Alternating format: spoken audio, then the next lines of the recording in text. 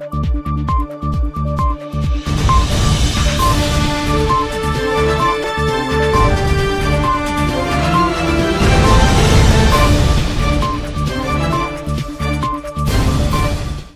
day 2 of Suriname President Chandrika Prasad Santoki's visit, he and President Irfaan Ali are continuing bilateral discussions that will be beneficial to both countries.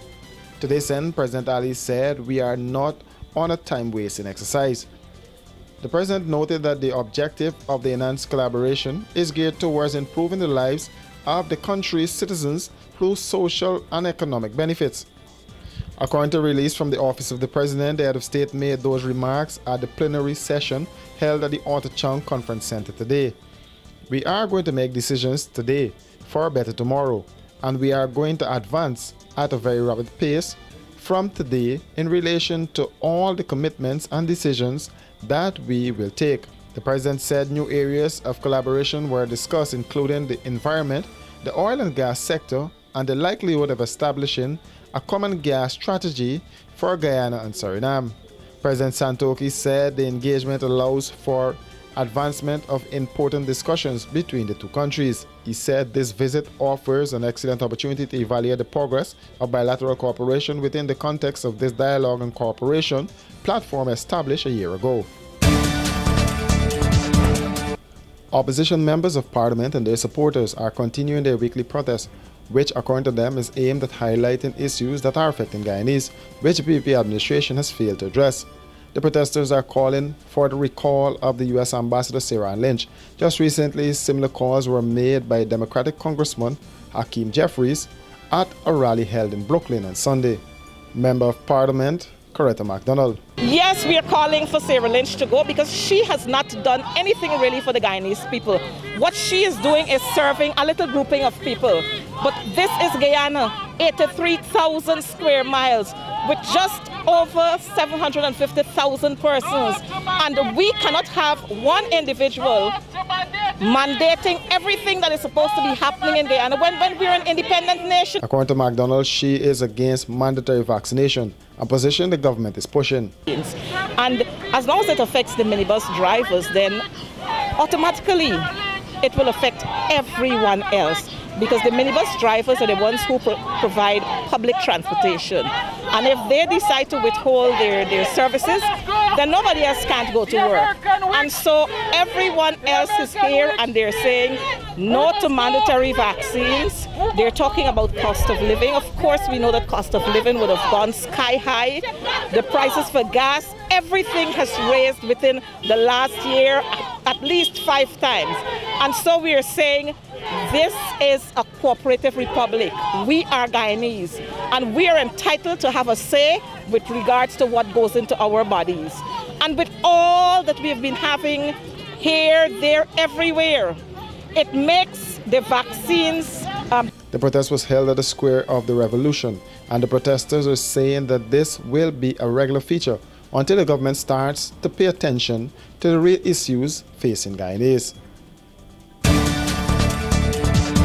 The Guyana Nurses Association is not against vaccination. However, the association is against mandatory vaccination and said everyone has a choice.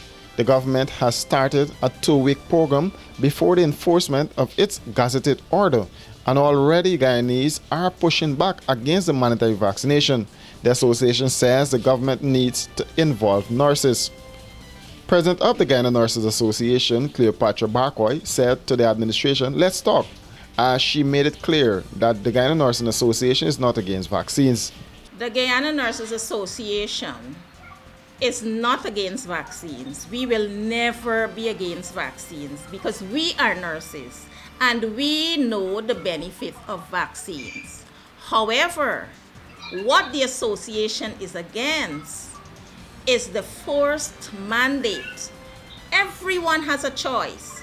Not a choice between whether to take a vaccine or a PCR. We are single parents, many of us. Where will we get that PCR money from? We are not paid enough. So the association is saying that even if you say 2 weeks down the line, what next? What is the next step? We will still be in the same position as we are today. The Nurses Association is saying, let's sit and talk. We are saying, involve us. We are saying that if you talk, look, we see that they outline, give you 2 weeks, nothing is wrong with the vaccine.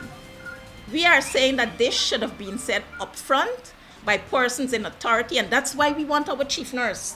That's why we want her office involved. That's why we need the Nurses Association involved. Because we know we can talk to our own. We know we will tell you the approach to take.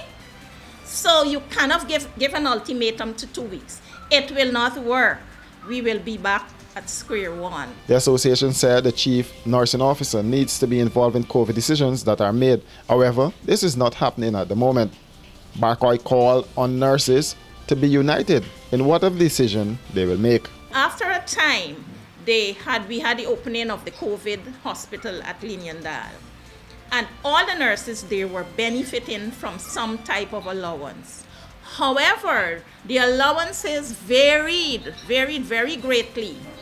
And what the administration would have done very recently, instead of raising those persons or nurses, medical workers whose allowance were very low, they decide to cut those who were having this higher point of the risk allowance. Take that money and give it to those who are getting at a lower rate. Now that is terrible. Take, for example, if you're in an intensive care unit and you're getting a risk allowance, probably, let's say, of about 200,000, and you're working on the floor, the same COVID hospital, and you're getting like 50 or 25,000. Those who were in the unit, they had to take a cut of about 75,000 so that those on the outer floor can bring their risk allowance. We are saying that is not fair. I have worked in an intensive care unit, not necessarily a COVID, but I have managed an intensive care unit. So I have that knowledge and ability. If you're an intensive care unit, nurse any part of the world, you always work for more, always, because it's a specialty. Okay, so those in the COVID unit at the intensive care must and should have more allowances than those on the open floor. So yes, there was a cut in allowances, and very recently.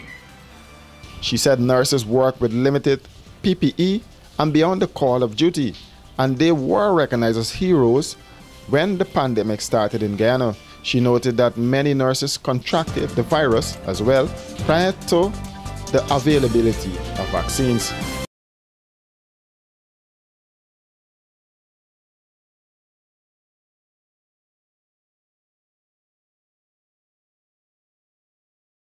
For these and other stories, do visit us at our website at www.rdproductionsgy.com.